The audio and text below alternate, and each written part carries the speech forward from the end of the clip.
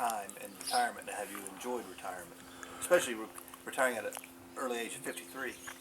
Yeah, the reason I retired, Joe, at 353 is simply because that my place was, at that time, companies were bellying up, folding up because, especially factories, and they are to this day to a large extent, they buy instead of building.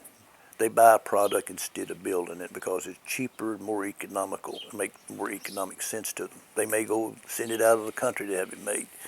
So my company was going out of business. He'd always in the mostly military, well, all of ours were military contracts.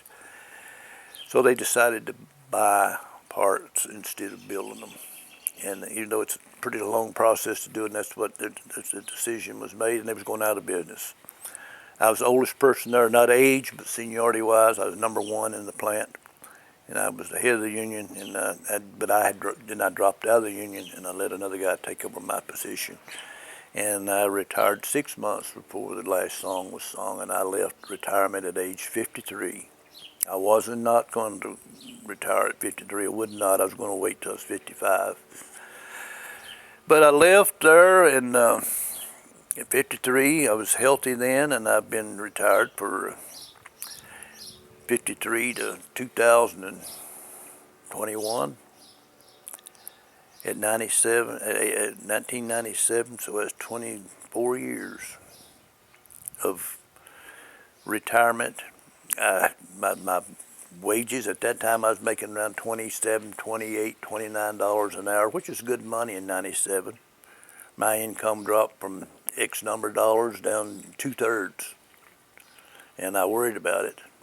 I worried about sold my house to Stacy, and so that it made it affordable for her. And I moved down here and bought me a camper in Tennessee. Of course, I met Priscilla back in early and married her in 92. We got married. July 92, and of course, she had a daughter and she had a house, and the daughter was gone. Of course, she was not gone, but she was around, and she didn't live with her. But married her and sold the house and moved down there, and with 2/3 of my salary gone, and lived. I did good with you adjusted my income, and basically what it amounts to, you spend less and you live just as good. You drop your standard of living, and I watched what I made, and I watched what I spent, and married her, and led a pretty good life, and things turned to the worst. And back in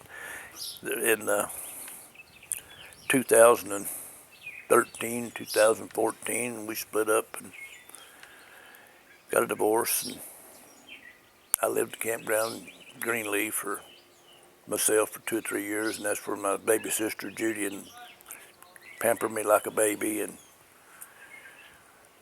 so in a year or two later, or 3 years after we split up or whatever, I met her again, and we got reunited and remarried, and bought a mobile home in the same campground, and that's where I live to this day.